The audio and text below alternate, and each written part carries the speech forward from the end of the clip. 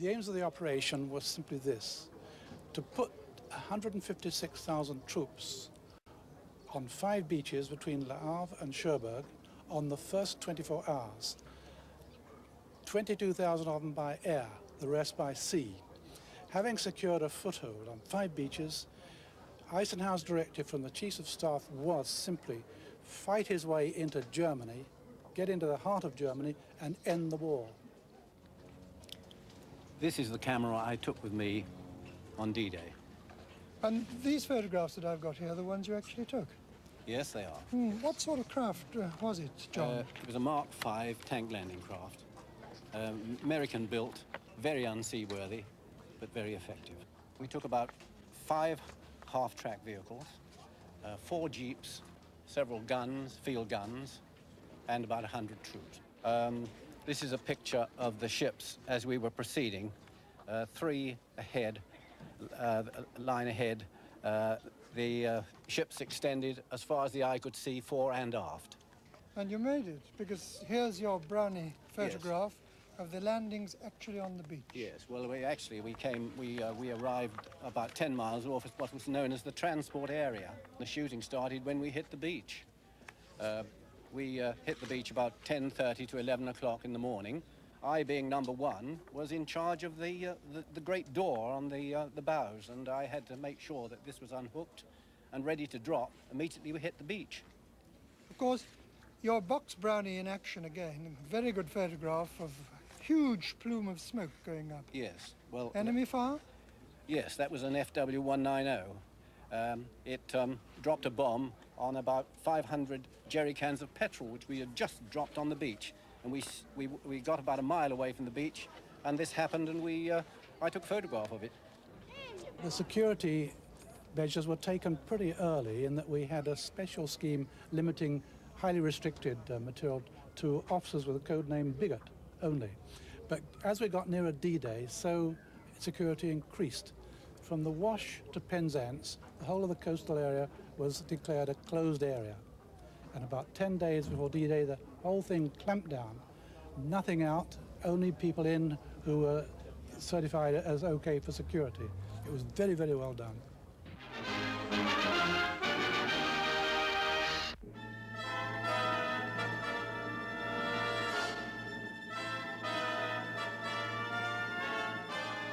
Well, I was a cameraman. My job was to photograph the landing on D-Day. Before then, we'd taken part in a lot of rehearsals for D-Day, a lot of build-up stuff. A lot of it was shown on the screen, so some of it was censored. Some of it was used by the War Office to see how things were going. We photographed a wet landing down here, further down the coast towards Brighton.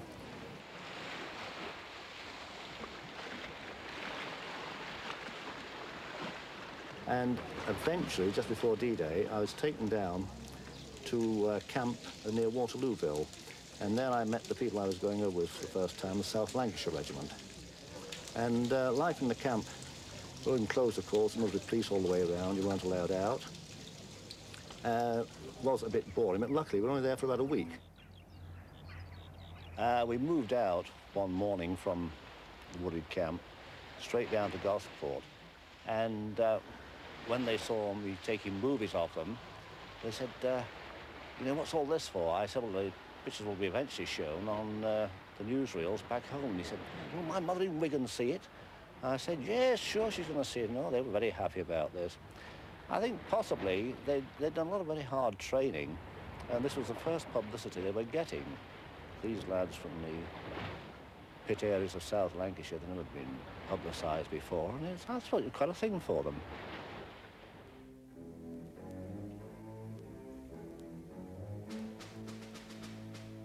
Typical scenes before D-Day as Britain prepares for the attack. Ships and armaments pour into the south of England as forces assemble on the Channel coast.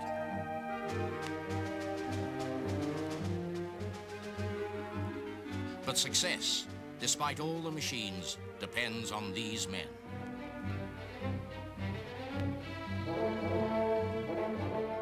Never before has such a vast armada been assembled. Never before such a huge army and such an invasion. From America, France, Canada, and the United Kingdom, allies with a common purpose. Men armed with the spirit of victory make up the assault troops for the second front. Their commanders, Montgomery, Admiral Ramsey, and the Allied Commander-in-Chief, General Dwight D. Eisenhower. And over on the left-hand side, there was a landing craft on fire. We could see the flames coming from it. And I thought this made a good picture, and that was really the first pictures I took at the landings. And we crossed onto the beach, which was remarkably clear. It's very little there, no burnt-out vehicles or bodies or anything. So I said to the driver, look, I'm not taking any pictures here while I'm sat here. So I got down and walked along the beach, filming the troops coming in. And by this time, there's quite a build-up, and the bullets exploded all over the place, and everybody was ducking as they went past.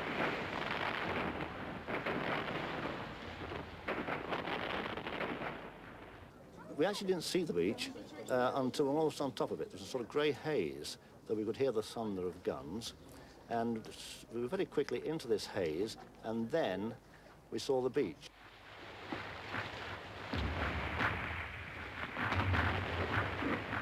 Well, I was outside this blockhouse, which was being used as a field dressing station, and I was able to take some pictures of what was happening around there. I heard machine gun fire, and I felt a pain in my left elbow and looked down, saw the blood, and realized I'd been shot.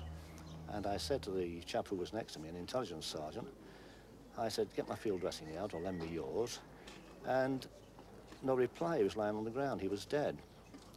And that was the end of my filming, because I couldn't really film one-handed with a movie camera. And actually, that was the last movie picture I ever took. And it's also probably the quickest day return trip to France of anybody, because we came off in about 2 hours later onto a hospital ship.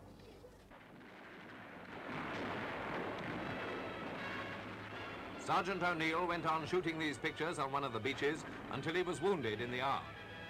Casualties during the landings, we've been told, were less than had been expected. Men who were wounded received first aid on the beaches themselves, and many were swiftly evacuated. For some of the boys, it was a case of getting hit right at the beginning of the battle for the beaches, and then home again to recover. I was serving with the Royal Navy in combined operations. We sailed from the Solent on the Princess Astrid, which was a parent ship carrying assault craft. I was coxswain of one of the assault craft. We sailed late at night. We arrived off France, off Normandy at 6:10 in the morning. We embarked our troops and made for the beaches. We landed there at 8:10 with number 4 Commando. The thing I remember most about it is going in through the obstacles. They were big obstacles, and trying to get in as close as we could to give our troops a dry landing. And then we opened our doors, dropped our ramp, and they went ashore. And as they were going out through the boat, they came under machine gun fire and mortar fire. And even as they left the craft, they were being hit, being wounded, and they were falling. I can remember commandos falling down. I remember one was hit with a bullet in the side of his face somewhere, spun him right round. And he sat down in the water looking at me with a bewildered look on his face. Another one just fell quietly face down in the water. The thing I remember most, of course, is that their comrades just picked them up. They grabbed the first thing they could catch hold of, usually the pack on their back, and just dragged them ashore as if there was another bit of luggage they've been lumbered with, and walked ashore as calmly and as coolly as if it was just another exercise. Yeah, I was very impressed with their bravery and their coolness under fire.